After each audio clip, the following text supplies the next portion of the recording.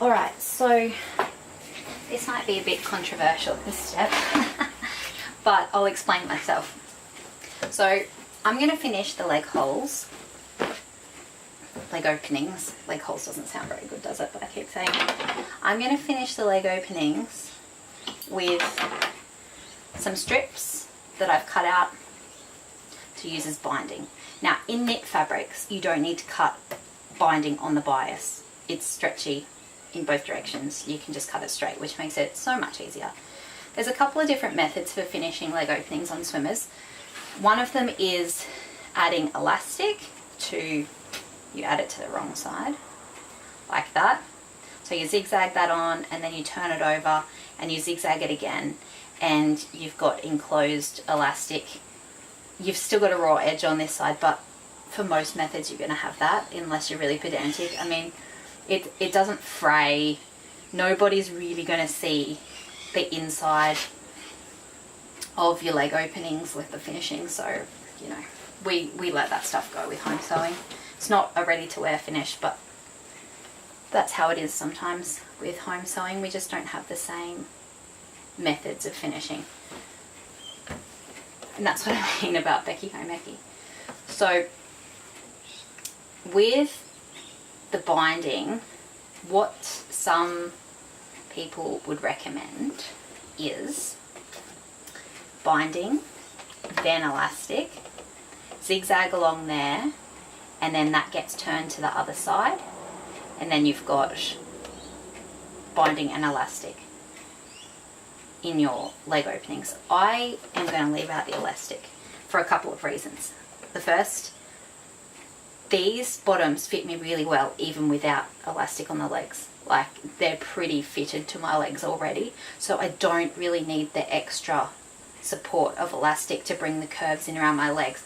If you've got skinnier legs, or if you're using like much more high cut legs in your swimmers, you're going to need the elastic to make sure they don't bag out until they stick to your body.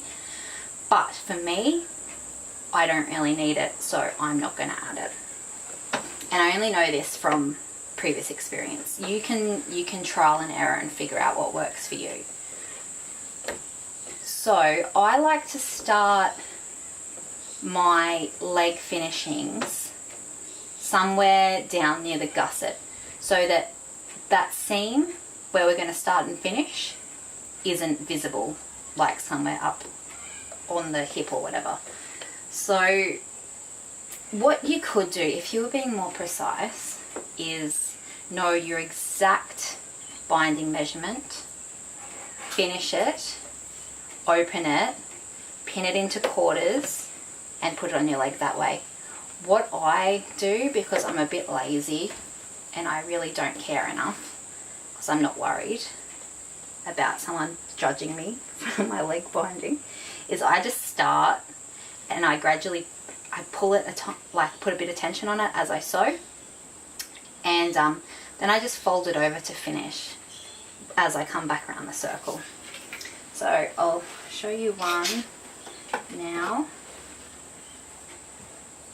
So you line up the raw edge of your binding with the raw edge of your legs, your leg openings. Fold him over.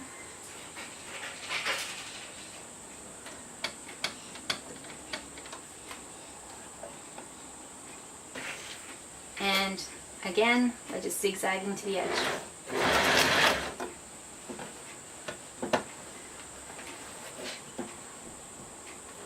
Bit of tension, not heaps, don't overstretch it, you don't need to. Well, I don't need to.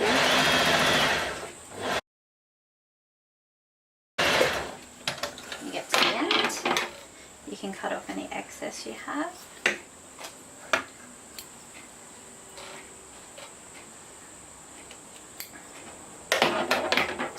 So that's what it'll look like. And then where we've gone, we've folded our start point, that will go over to that point, and that whole thing will roll over to the back like that.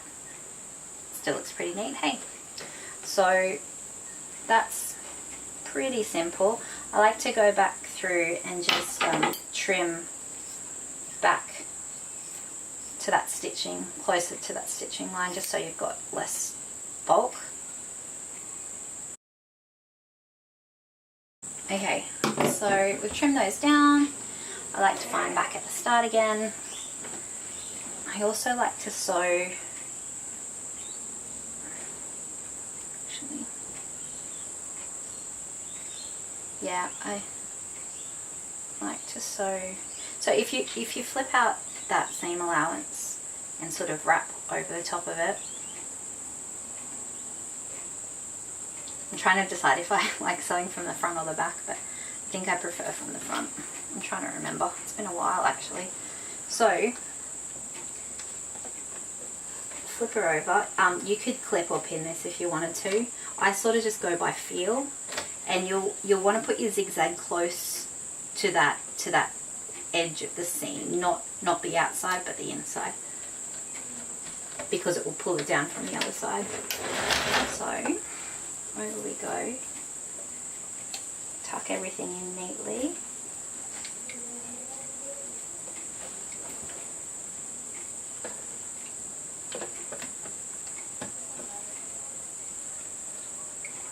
You shouldn't really have to put much tension on this method, because really we're just finishing the openings. We're not really making them too much tighter. If you find it puckering a bit, just sort of pull it gently, but really it shouldn't be a problem.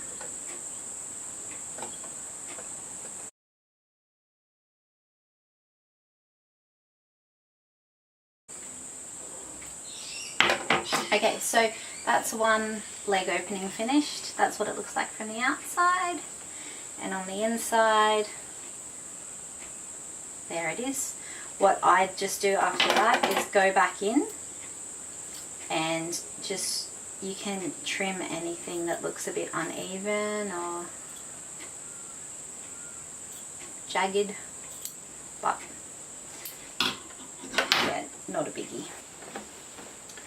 So I've got to do that other leg, but before I do that, what I like to do is go and try them on, see where the straps are sitting, and decide where you want your strap placement.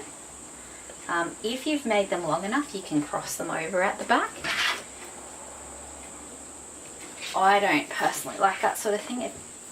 I'm a bit weird about halter necks and anything putting pressure in my neck. So crossover straps are the same for me. So I know how far in I like my straps, and it's 3 inches. So I would get my measuring tape and measure out 3 inches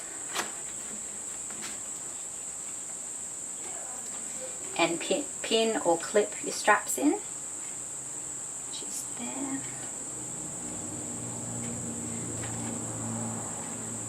I know I'm not super exact about it. There. Oh, I've clipped there just so the side seams are lining up, and I know that I'm actually in the dead center back. As it turns out, I've just clipped those the wrong way. Would have been crossover and I wouldn't have liked it. So there to there.